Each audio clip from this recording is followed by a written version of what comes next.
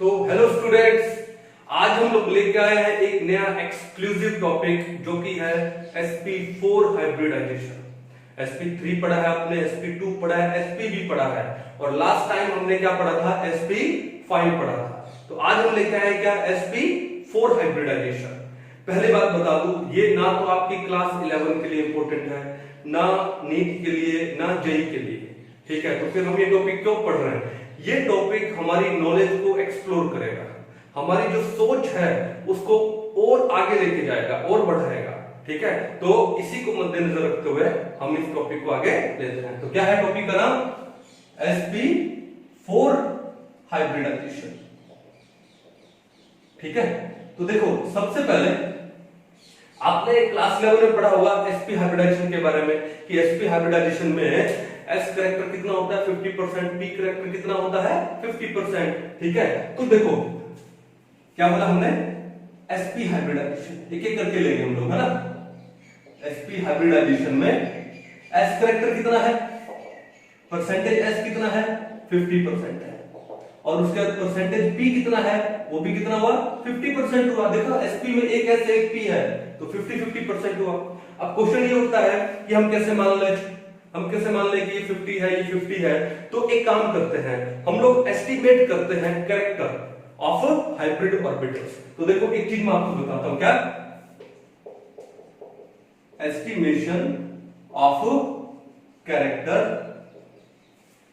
In hybrid orbitals. अब character किसकी बात कर रहा हूं मैं, s और p कैरेक्टर की बात कर रहा हूं। एस्टिमेशन ऑफ, मैं लिख सकता हूं s character and p character in hybrid orbitals. तो एक सिंपल फॉर्मूला पढ़ते हैं हम लोग। सिंपल फॉर्मूला क्या है, देखो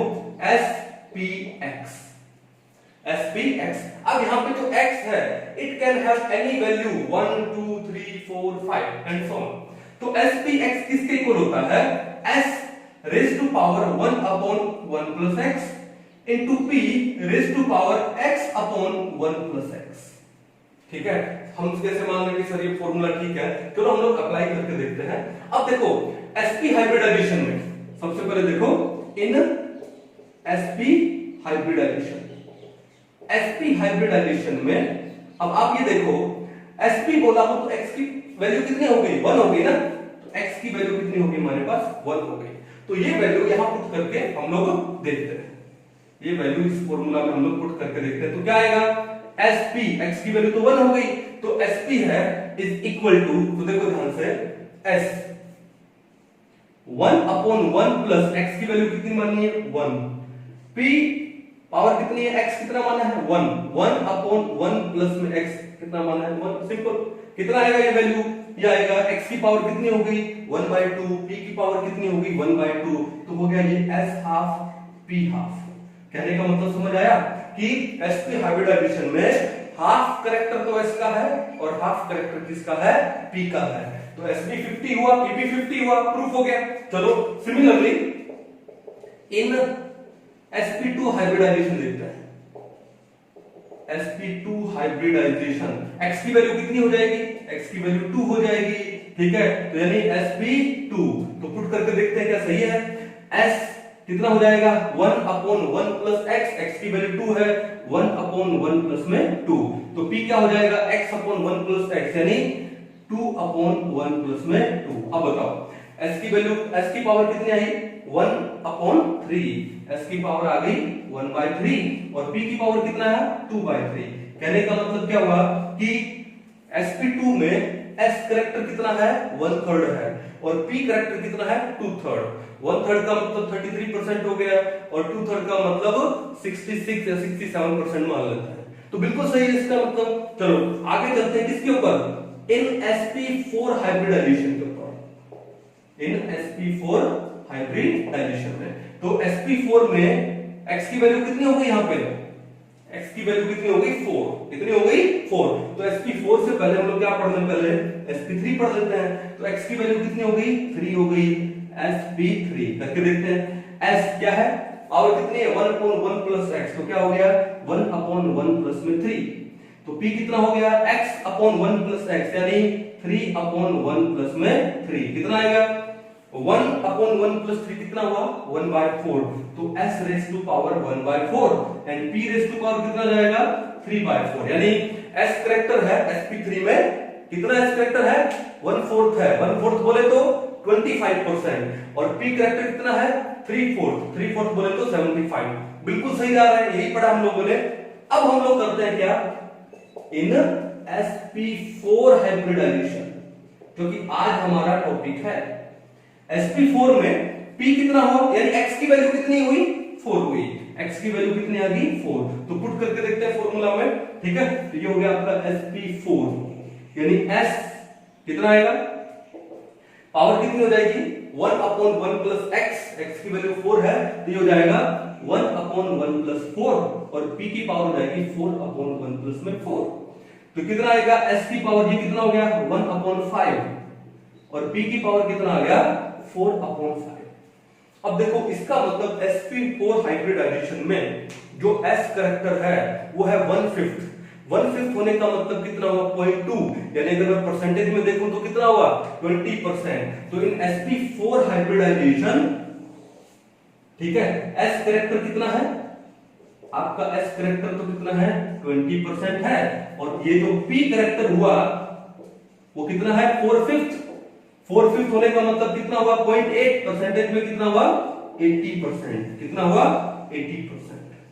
कुछ कहानी समझ आ रही है, इसका मतलब ये जो फॉर्मूला है for estimation of s and p characters in hybrid orbitals बिल्कुल एक्यूरेट है, और इसके हिसाब से sp4 हो तो s कैरेक्टर 20% होना चाहिए, p कैरेक्टर 80% होना चाहिए।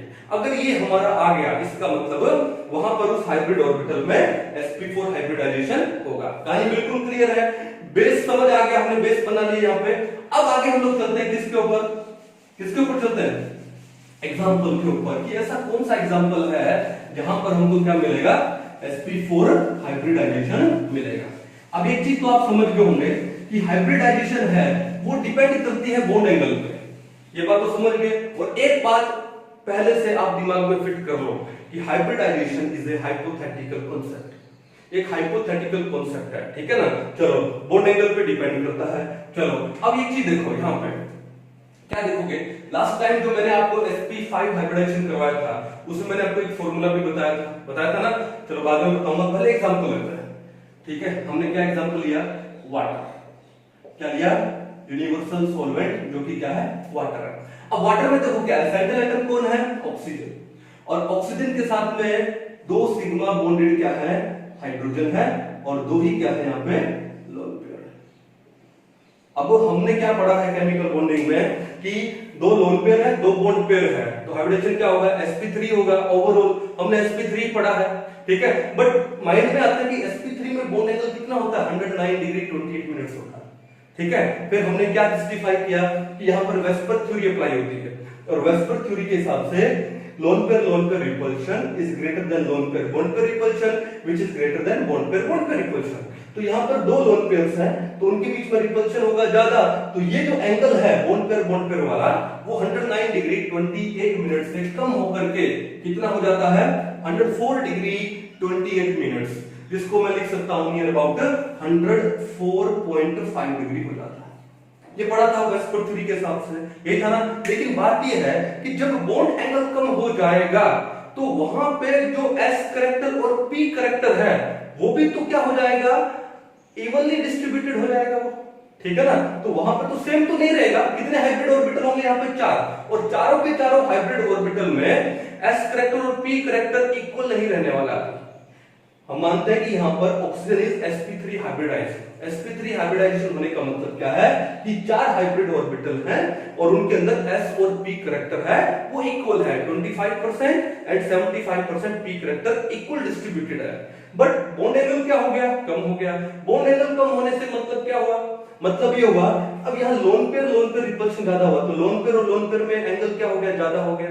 अब यहाँ पर एंगल ज्यादा, यहाँ पर एंगल कम, इस वजह से जो चारों हाइब्रिड ऑर्बिटल्स हैं उनमें जो s करेक्टर और p करेक्टर है उनका जो परसेंटेज है वो क्या हो जाएगा, डिफरेंट हो जाएगा। क्या हो जाएगा, डिफरेंट हो जाएगा। क्लियर कहानी है। अब देखो 2 मेरे पास तरीके हैं, 2 तरीके से मैं प्रूफ कर सकता हूं कि यहां पर ऑक्सीजन पे sp4 हाइब्रिडाइजेशन है। कहां पे, ऑक्सीजन जब हाइड्रोजन के साथ अपना बॉन्ड बनाता है यहां पे, तो वो अपना sp4 हाइब्रिड ऑर्बिटल यूज करता है। क्या यूज करता है? sp4 hybrid orbital. कहां पे? When oxygen makes bond with hydrogen. ठीक है, इस हाइड्रोजन के साथ, इस हाइड्रोजन के साथ। कैसे? दो तरीके मैं आपको बता देता हूं। सबसे पहला तरीका देखो, प्रूफ दे देता हूं यहां पे। सबसे पहला तरीका क्या है? Bent's rule. तरीका क्या है? Bent's rule. आपने बेंट्स रूल पढ़ा होगा, ठीक है, और अगर आपने नहीं पढ़ा तो बहुत जल्दी मैं बेंट्स रूल के ऊपर एक बहुत शानदार लेक्चर लेके आने वाला हूं, ठीक है ना। तो बेंट्स रूल के हिसाब से किसी हाइब्रिड ऑर्बिटल में अगर मान लो आपको कोई s कैरेक्टर या p कैरेक्टर निकालना हो तो उसके लिए एक फॉर्मूला है, ठीक है। जैसे मेरे को यहाँ पे s कैरेक्टर निकालना है, ठीक है, तो s कैरेक्टर निकालने के लिए to find s character, to find s character in a hybrid orbital, in a hybrid orbital. क्या फॉर्मूला है बेंट्स रूल के हिसाब से? वो बोलते हैं कि cos theta is equal to s upon क्या? s minus 1। क्या बोलते हैं? cos theta is equal to s upon s minus 1। ये s क्या है? s कैरेक्टर है, ठीक है। अब देखो cos थीटा कितना है यहाँ पे? 104.5 डिग्री, ठीक है, is equal to s upon s minus 1 हो गया।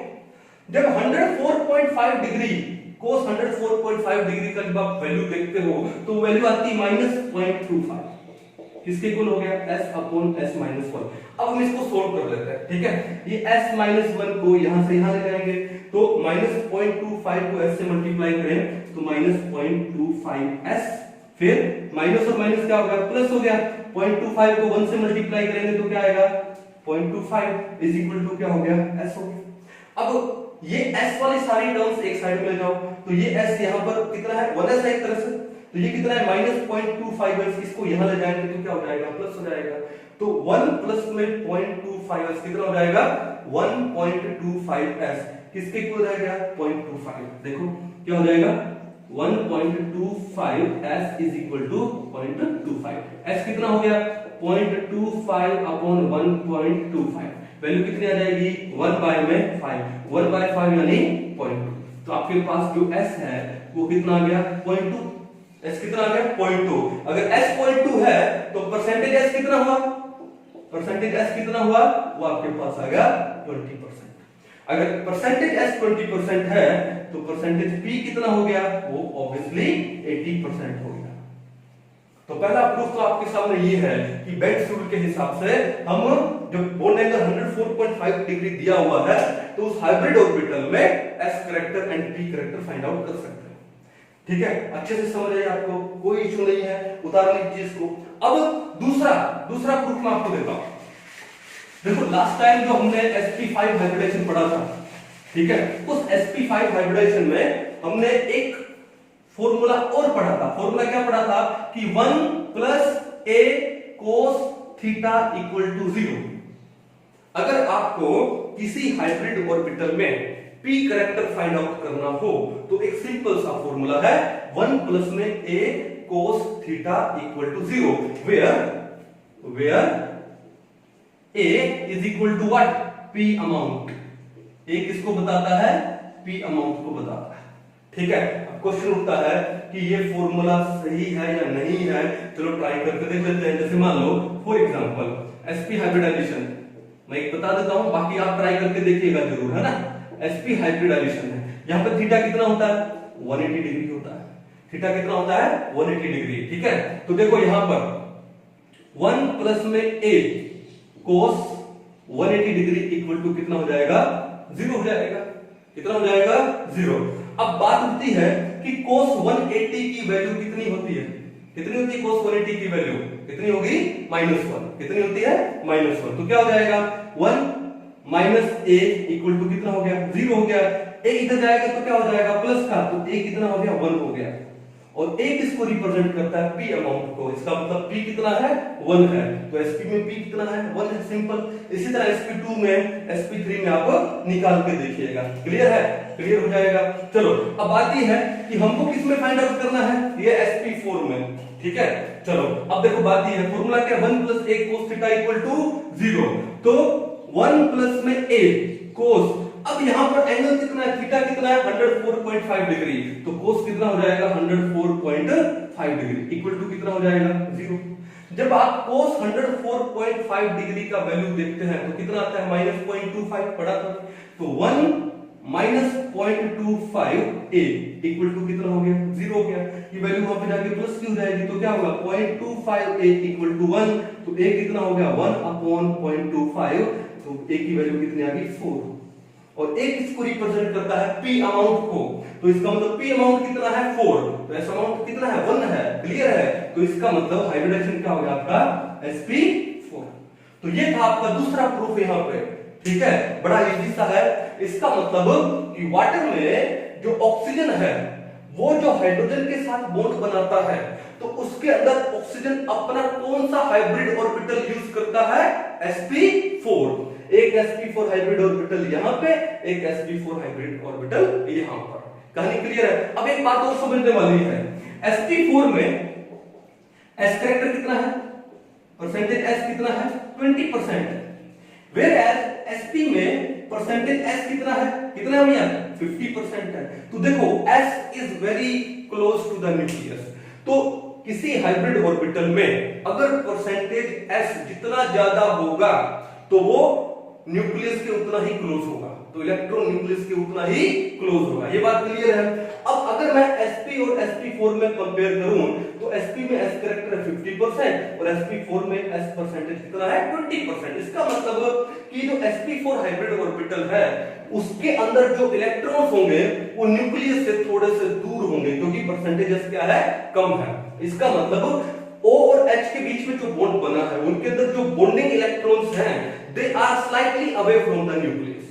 लेकिन इसका मतलब अगर इस हाइब्रिड ऑर्बिटल में s परसेंट कम है तो ये जो लोन पेयर है जिस हाइब्रिड ऑर्बिटल में है उनमें s परसेंट क्या हो जाएगा, ज्यादा हो जाएगा।